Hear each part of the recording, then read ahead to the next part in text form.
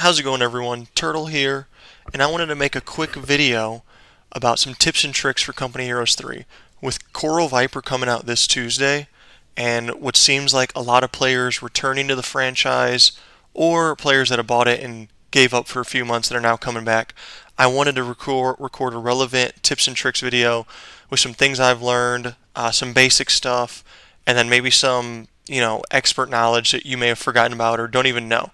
So this video is going to be split into three parts. The first part and probably majority of the video is going to be basic knowledge. I'll timestamp it all below.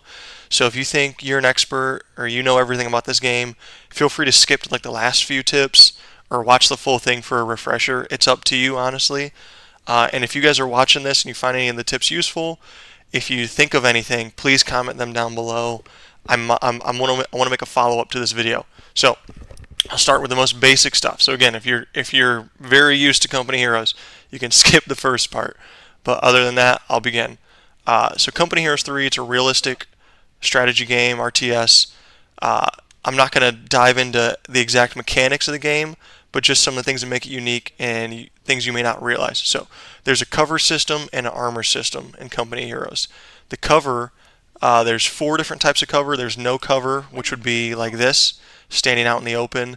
There's light cover, which is signified by the little yellow shield or the little yellow diamonds where your soldiers would go. There's heavy cover, which is signified by the green shield or the green circles. And then there's a height disadvantage cover, which I'll show you that later. But remember that cover is directional. So when I'm on this side, only fire coming from this direction, coming from this way up towards my troops, would be getting blocked by that heavy cover. I know heavy cover does 50% damage reduction. I cannot remember exactly what light cover does. But if I was to do this and have some guys on the edge, it's a unit. So this unit and this unit, maybe this guy, would be taking the cover bonus if fire was coming this way. These two guys out in the open over here would be getting hit by full damage. So to show you how some of that would work, I have engineers on one side of the cover here and engineers on the other side. And so what I'm going to do is show you the benefits of cover and how quickly these guys will get suppressed immediately. Oh, forgot about him. You'll see him next. But you get the picture. These guys are already suppressed. They've already dropped a model. Meanwhile, these engineers are almost at full health. So you can see the benefits of having your units in cover already. Next, I wanted to talk about armor. This is one of the coolest things of Company Heroes, is the armor system. I have a Matilda here. This is one of the highest armored units in the game. It has front armor 300. You can see the stats down in the bottom right. The side armor is weaker than the front armor, and the rear armor is the weakest. So to show you how the armor system works, again, it's directional. It's where the fire is coming from. So I'm going to take this 6-pounder, make it an enemy. Alright. So it took one shot from the front, did no damage. As you can see, the bounce shot, the shot bounced off the front. Now if we turn this puppy around, he has 900 armor, full health.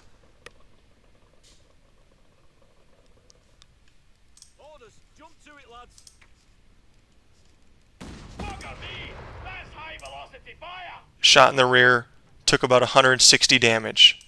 Again, we'll test this from the front side again. So a shot from the rear did full damage, 160.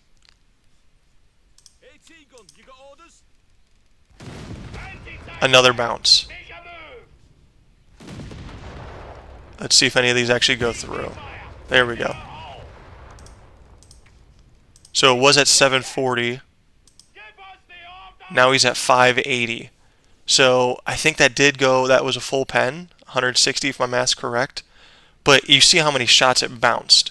Now most tanks don't have as high front armor as the Matilda, but you can understand how valuable it is to keep your tank facing forward. It helps when a Matilda tank, the gun itself, doesn't have high pen. So if you're going up against something like a Panzer IV, I'll test this real quick.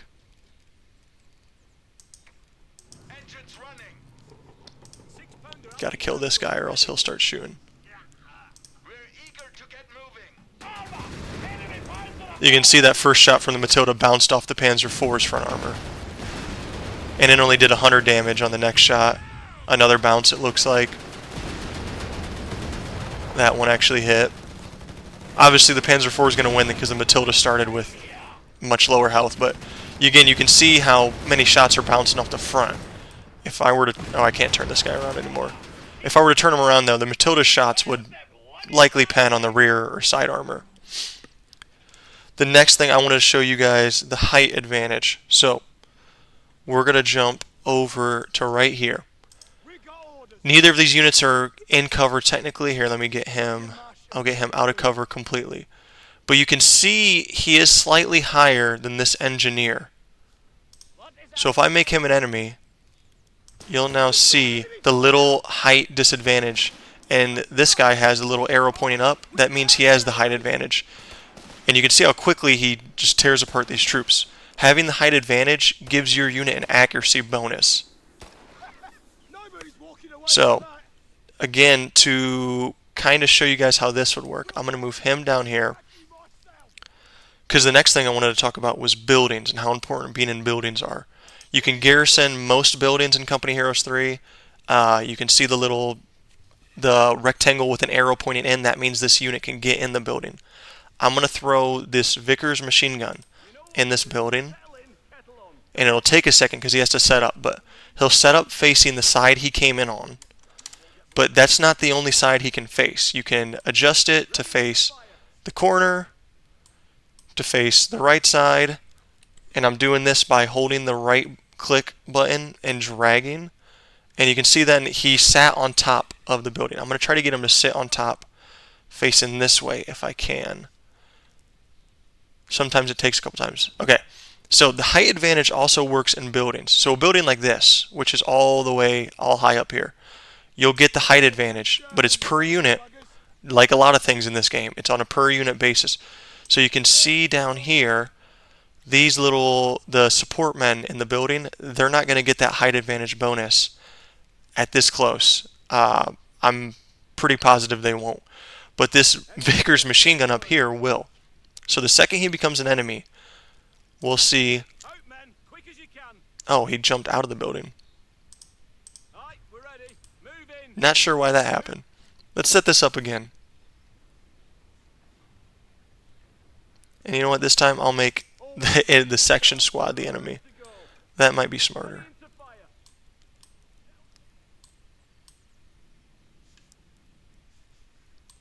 Come on.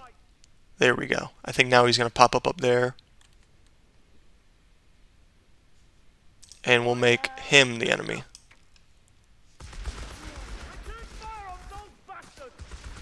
And he's killing them. He's killing the units very quickly. We're not seeing the height bonus, but it's there.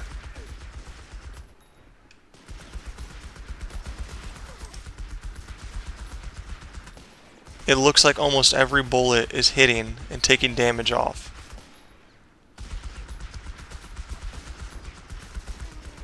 So what I'll do is I'll kill him. And it also reduces the damage taked when you're in a building. And it increases the rate of fire for some units. I'm not sure if all units. The next I wanted to show you guys was snares up here. Snares are, some units have anti-tank grenades. They're commonly referred to as snares or stickies. And they only will go on a vehicle. So I can only throw it on a vehicle that's an enemy. I can't just throw a snare on any part of the ground. With a regular grenade I can do that. I can shoot just right over here. You get to choose where it lands. But a snare you have to be within range, and the vehicle has to be an enemy. Obviously this one is a friend. And I wanted to show you, so I'll click him to move this way. And I'll try snaring this guy. So one snare will do a crew shock. You'll see the yellow shield. Or the second snare will do a critical damage. I'll make him a friend again. So when it's crew shocked, for 5 seconds they have a temporary debuff. their movement slowed. It may stop them from firing when if they're snared while in a cruise shock state. It'll do an automatic engine damage or a crit, or a lot of people use different terms, but engine damage will make your tanks a lot slower. You can see how slow the Sturmpanzer is now. It doesn't reduce the rotation speed. He still spins pretty fast, but reversing and driving forward, it's insanely slow. Snares do various amounts of damage. The regular Grenadier snare for the Wehrmacht is probably the best in the game. It has, I think, the longest range and does the most damage. Watch Tightropes videos on anything co-related, but he does a great video on snares. He really dives into what makes snares work and some of the glitches that are with them and some other little things. Another small thing, this will be the last thing in the basic category, and what you need to know if you're coming back to this game or you're new to the Co franchise, is that fuel is most important. Fuel is key in this game. You can see there's little along the mini-map. There's resource points like munitions, manpower, fuel. If you're playing in team games or even in 1v1s, you need to focus on fuel. I know there's victory points, and those are important too, but you need fuel to tech up, and most importantly, you need fuel for vehicles. You can see, and this is the highest building in UKF. Every vehicle costs at least 70 fuel, with some of them requiring a side tech. Of this, this one's 15 fuel, 25. Manpower is still important, but fuel is key. So on a map like this, when you're playing, this is a 4v4 map, you really want to focus on the north and south, because there's 1, 2, 3, 1, 2, 3 fuels. That's 15 fuel in the south and 15 fuel in the north. Yeah, there's 2 fuel points in the middle, but that's only, realistically, unless you're whooping your opponent's butt, you're only going to hold on to the one on your side. It's going to be very hard if you're coming from this direction, if you're me, the green, to hold on to this fuel consistently. But if you double up or focus your forces up north and in the south, you can hold on to this fuel and the other two, and this fuel and the other two, and you can starve out your enemy that way. A lot of maps are built this way. Some maps, there's a big 10 fuel in the middle and a 10 fuel in the middle over here, and so you want to focus on the middle and not the edges. Or maybe one edge doesn't even have a fuel, and you just want to kind of protect that flank. That's what makes team games really fun. It can beat a different match every time. 1v1s are very hard. they're very micro intensive, but the same logic applies. Certain maps will play out the same way because there's a giant fuel in the middle or maybe on the edges. So that's the last of the basic refresher. You're just coming back to Co. I'm going to jump into what's like the moderate, medium, what players know about this stuff, but I don't see them using it a lot. So the first thing on this is veterancy and experience. You need to keep your units alive in Company of Heroes. If you have a unit that maybe you got this Panzer Grenadier out at the start of the game, and he's killed some units, he's got experience up, and he's Vet 1, you can't just let him die. You need to do whatever you can to keep him alive. Units vet up with experience. You can see down here, these are the veterancy rewards for this Panzer Grenadier squad. At Vet 1, almost every unit in the game unlocks a veteran ability, and then there's some other buffs with that. At Vet 3, a lot of units will get a lot of, some very strong buffs. So this one, if you get to Vet 3, then it increases the accuracy, rate of fire, and health, which over the course of a game, that's going to be killer. But there's not only that. Use your veteran abilities, man. I'm telling you guys, there's some really cool, really powerful vet abilities. I think Panzer Grenadiers have one of the strongest Vet 1 abilities in the game, way stronger than Infantry Section's Vet 1 ability, which I think is a little, weak in my opinion. So I'm going to show you guys how strong this vet ability is. It's not overwhelmingly strong. It's not going to completely wipe the enemy off the map, but it'll win you engagements, and it will win you engagements that you honestly should lose too. So I'm going to make this same exact Panzer Grenadier squad with a light machine gun. This one has a light machine gun as well. I'm going to make them the enemy, and I'm going to activate the veteran ability on my Panzer Grenadier squad, just to show you how quick this will turn in my favor. So he's the enemy. I'm going to activate the veteran ability, which does 10 accuracy, 10% damage, 10% accuracy for every 3 seconds while the ability is active. So it's pretty equal right now. They're trading blows. 212 to 201. My guy's actually losing, so I guess there's a bit of RNG to this. So I'm looking a little stupid right now. But he ends up winning, probably because he got a head start by doing so much accuracy and damage to spread out to all the models.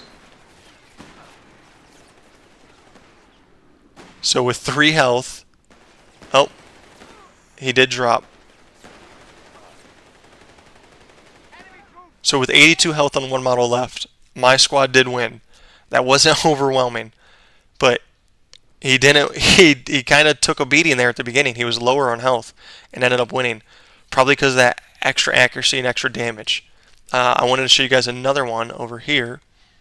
So this is a Commando LMG squad and a Strasstruppen squad.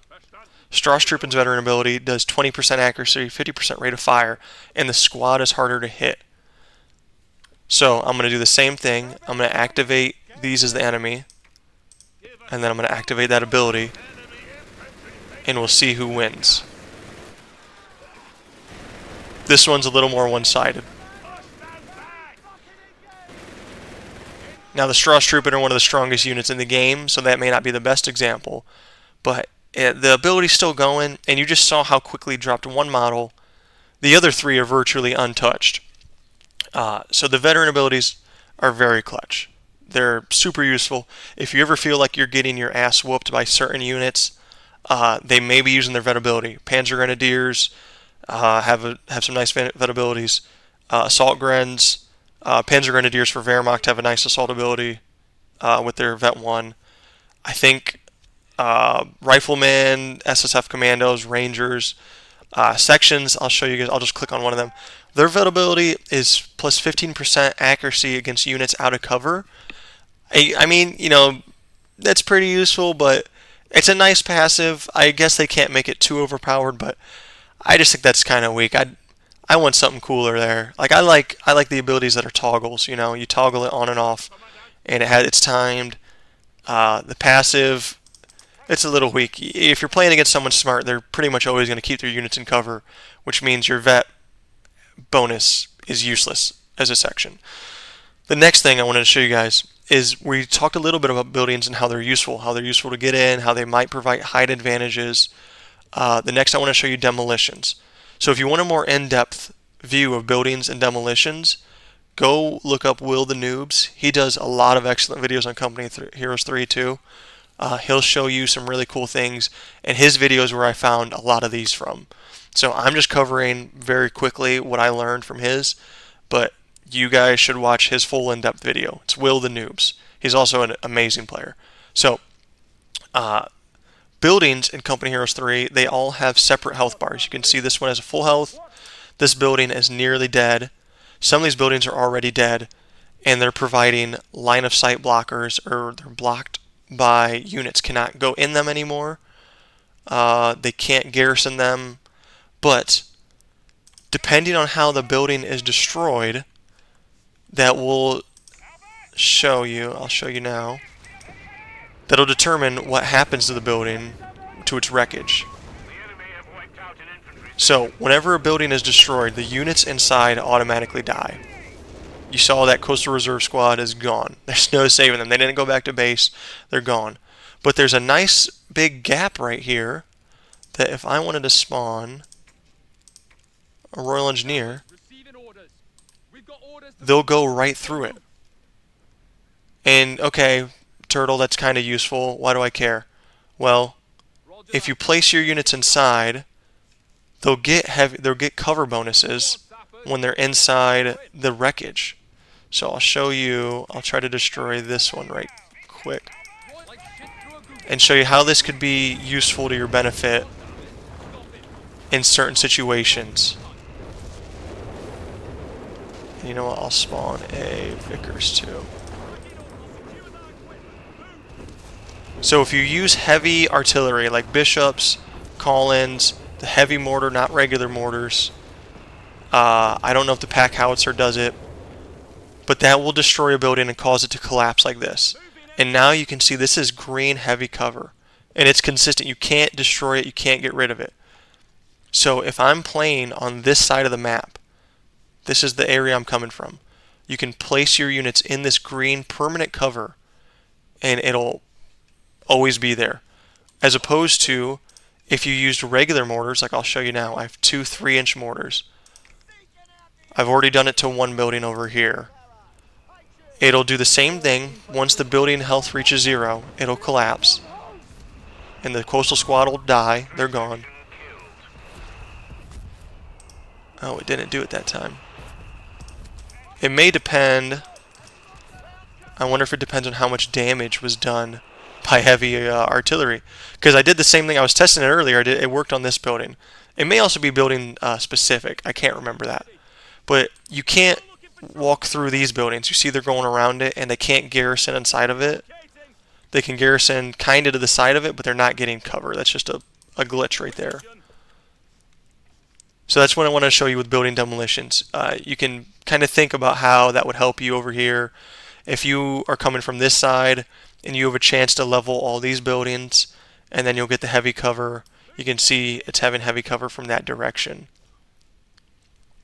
So that's, something funky. Yeah, I'm still playing around. You guys can see that it's not consistent. Because, yeah, I tested out these 3-inch mortars right here on this building, and it collapsed internally. It doesn't demolish to the ground like it did with this one. So, next I wanted to show you guys, if you're playing this, you're used to playing the game, you may win, you may have a 50% win rate or something like that. You're above 1,000 elo. You think you know a lot, but you're not mining your flanks. I'm telling you guys, mines win games. So I'm going to show you. This is just a visual example, but I have an LMG down here. This could be mine. It could be my enemy's. It could be whatever. There's a Steward up here. He's trying to flank. He's going to come down here to flank this LMG. But if you know, they can't go through this rock. He has to go around. There's a channel he has to go through. Maybe your rest of your units are down here and you're focused on fighting on this munitions point or this fuel point. So this is your flank right here. He doesn't have line of sight that way. You don't have any units over here. They're all down here. So if I make this an enemy and move it, well, I gotta move it first. Move it and then an enemy. He's coming to flank my LMG, but he hits the mine, instant engine damage. He's moving so much slower. Hits another mine, and now he's dead in the water. Now that gives me time to, if I have, let's say, like a tank or an AT gun, I have them come up, and I can't use him to snare. I'll have to spawn someone else. Here comes my infantry. He comes up, throws a snare.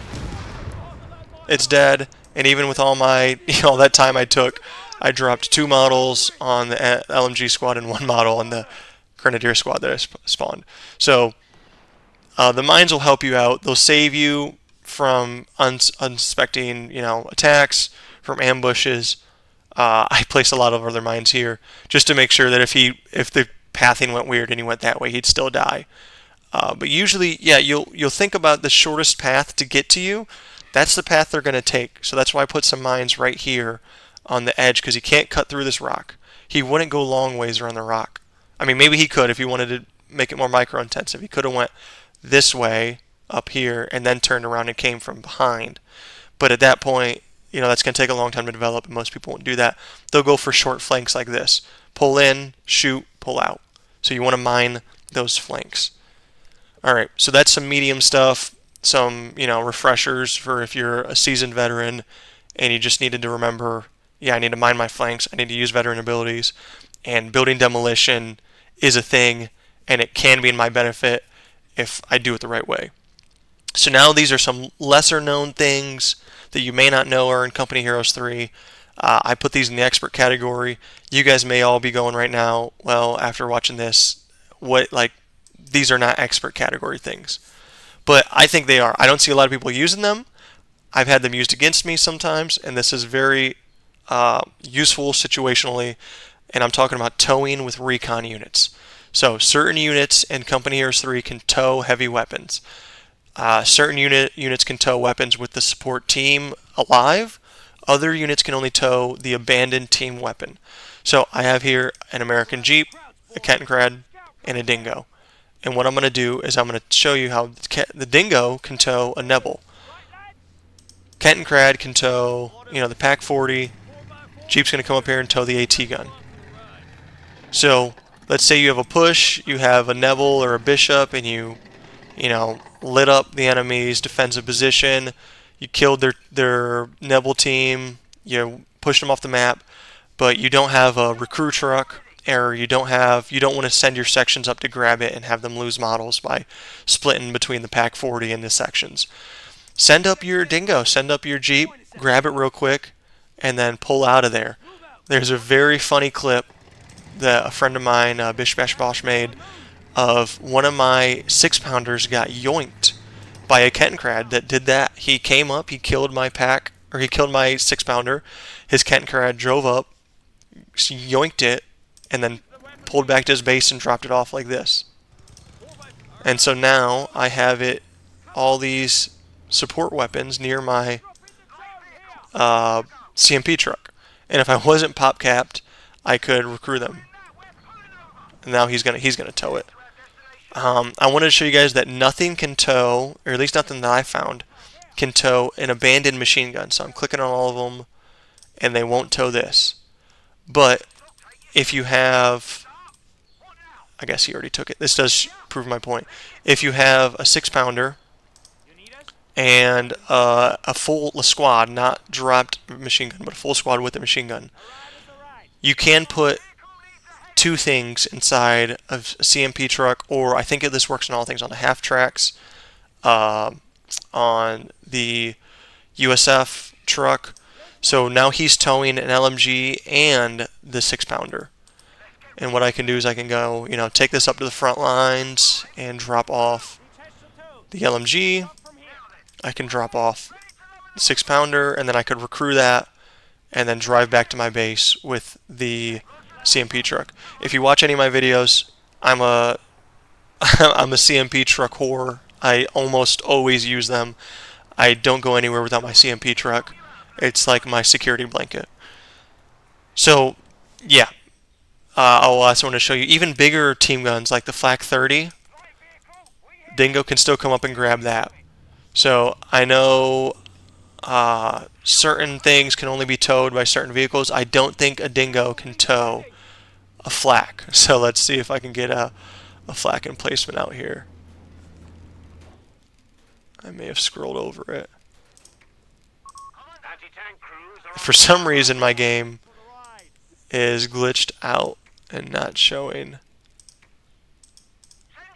So the CMP truck can tow the Flak, if you could see it.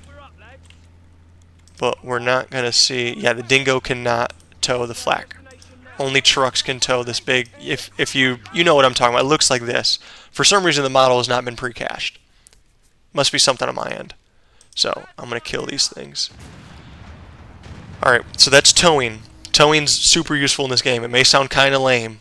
It's not very fun. You're like, man, I'm trying to play Company Heroes, not Towing Simulator. Trust me, dude. It's gonna help. Next thing I wanted to show you was barbed wiring buildings, or just using barbed wire in general. A lot of people don't do this. So I have a section over here. If I'm playing from this side of the map, I'm coming from this side. Especially on this map, even in the 3v3 mode of this map. This building, super important. Probably one of the most key buildings in the game is this one on this map. Because it gives you, in the 3v3 mode, there's a much higher point here, and there's also a victory point right here. So this building's super key to have. It cuts off this whole middle. If you can get a unit in there, if you can get Vickers in there, or a machine gun. But if you ever have a moment where you've pushed your enemy back, you're coming from this way, and you've pushed them back, and you've set up some barbed wire on this building right here, I can't enter through this door anymore. You have to kind of cut off access to the door for this to work. So now, if I want to get in this building, let's say I'm going to click get in this building, I'm going to make him the enemy. He has to go around this door to this front side, and that forces him right into where I could have an LMG waiting for him. If it was positioned better, he probably would have got suppressed, but it already did some damage to him. You can also mine the front of buildings. I like doing that, mining the front or back. That really fucks up the enemy when you do that. So again, situational things that just yeeted him off the map. The next thing I wanted to show you was tank traps. So I'm going to spawn. Let's get something like a Jeep over here.